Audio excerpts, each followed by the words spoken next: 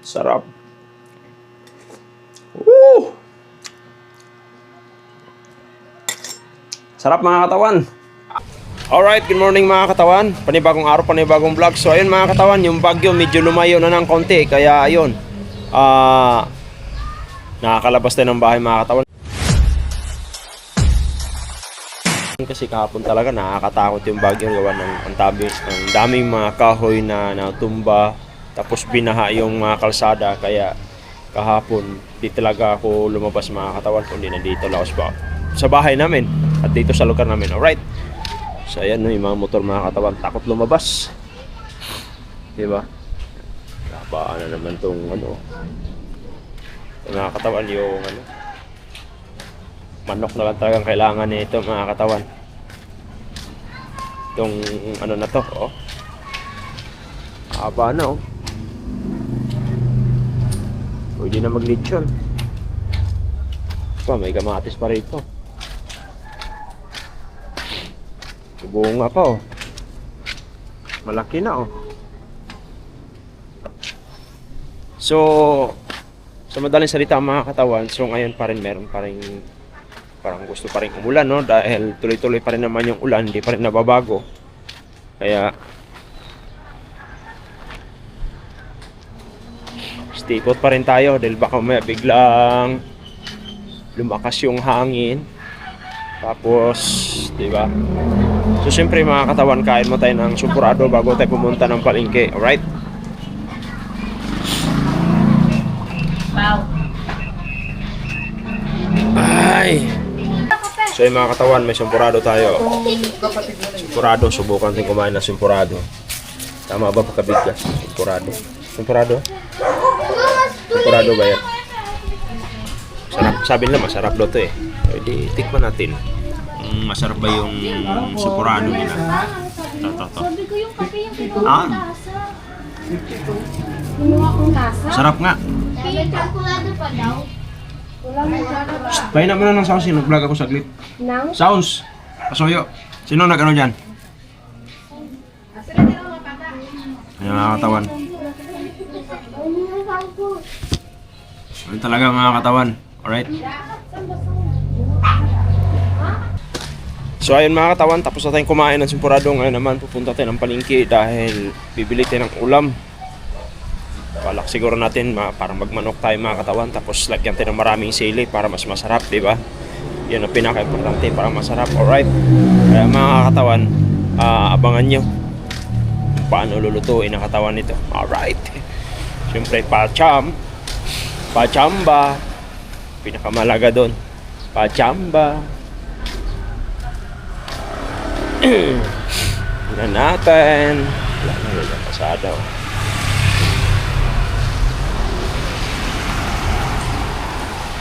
Chamba mga katawan.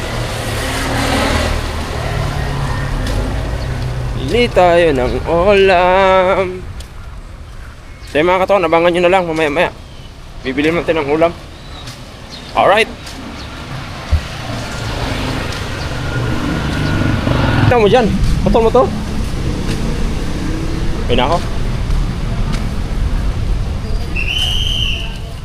So yung mga katawan na nabili natin ay ito manok. Manok. Magtinula tayo mga katawan ng manok. Tingnan natin kung paano lulutuin ito. Masarap to, masarap daw. Bumili ako ng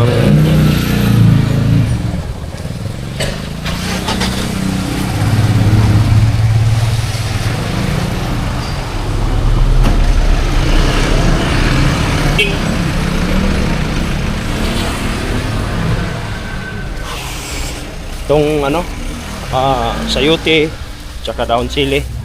Tingnan natin mga katawan kung ano magiging resulta nito. Alright, mas maganda. So mga katawan, abangan nyo na lang mamaya. Alright. So ayun mga katawan, kanina bumili tayo kanina ng manok habang nandun sa daan. Hindi tayo masyado napakita, pero ito yun, manok yan. So halagang 150. Tapos ito yung rekado natin. Alright, yan. Dahil bagyo, magtinola tayong manok. Alright? Lagyan na natin yung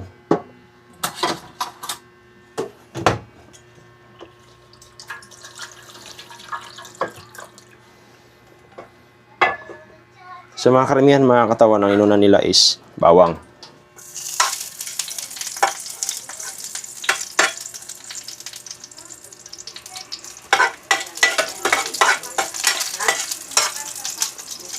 Tapos, sumunod yung sibuyas. Sibuyas.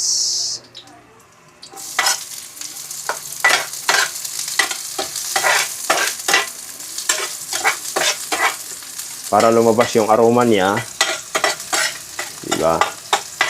Lagay natin yung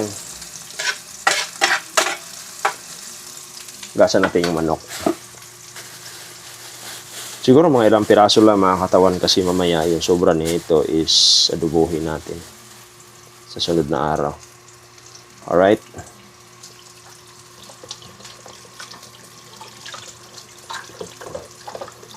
Kasi nakapaghugas eh. Yun ang problema. Hatiin natin ito.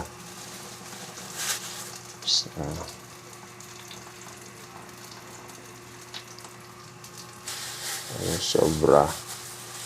Ang adobo.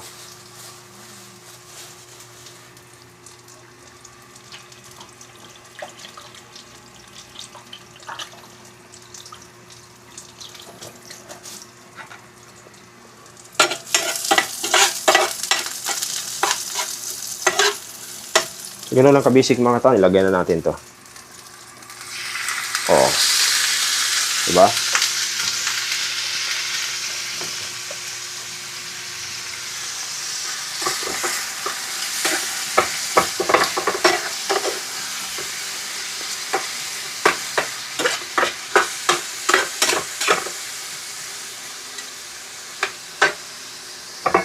Ito lang mga katawan, nilagay ko kasi dalawa lang kami kakain. Kaya nilagay ko lang 6 na piraso.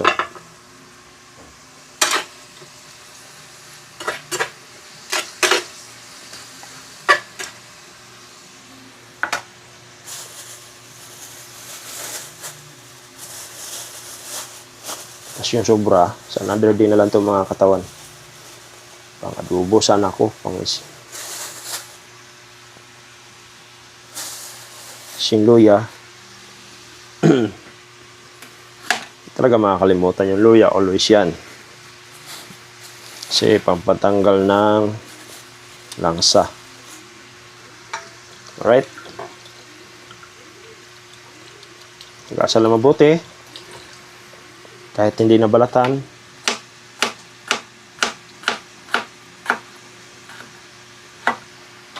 Pwede na.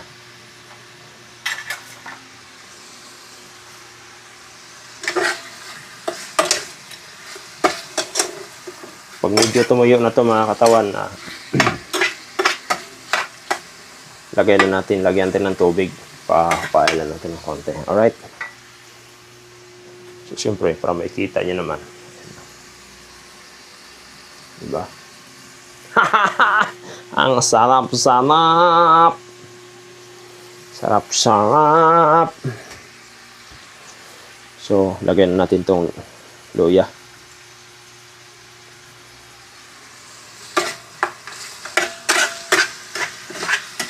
Okay. So ngayon mga katawan, lagyan natin ng sabaw.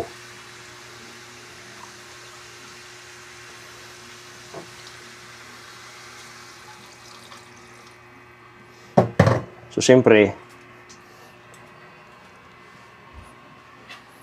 isang baso muna ilagyan natin mga katawan para lalabas talaga yung ano niya, yung aroma niya. Siyempre, nawala ang patis. Ito yung pang ano natin, pantimpla, patis. Para masarap.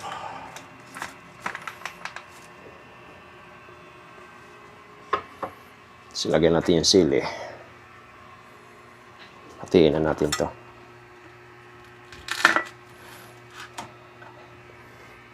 Yan.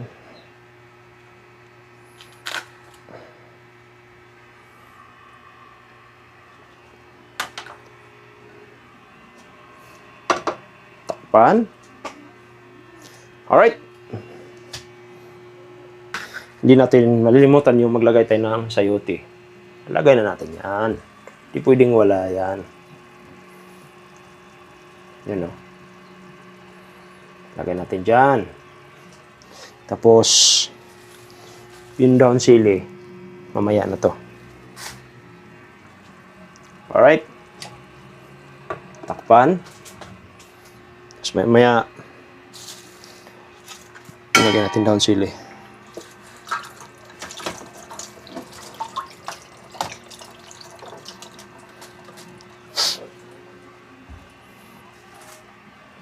Sarap na ito mga katawan, no?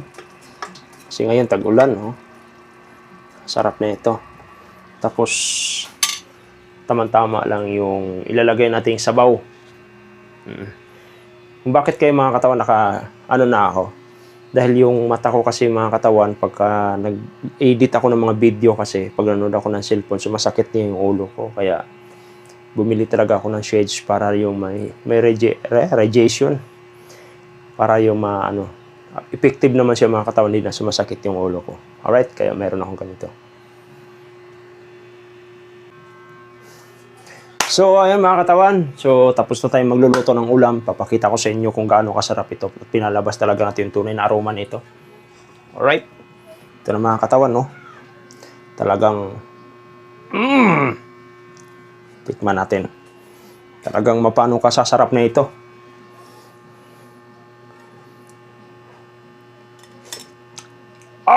Sarap. Woo! Sarap mga katawan.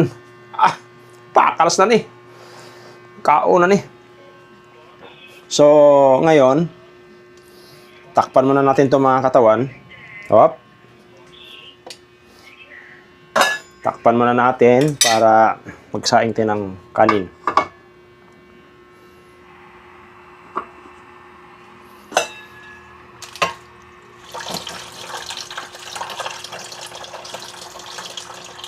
Siyempre, gasan na natin yung takip. Kahit mahirap tayo, kailangan aware pa rin tayo na malinis yung mga kinakain natin mga katawan. Kasi, napakahirap, di ba? Yun, dali na. So, namang hintay mga katawan, kain na to.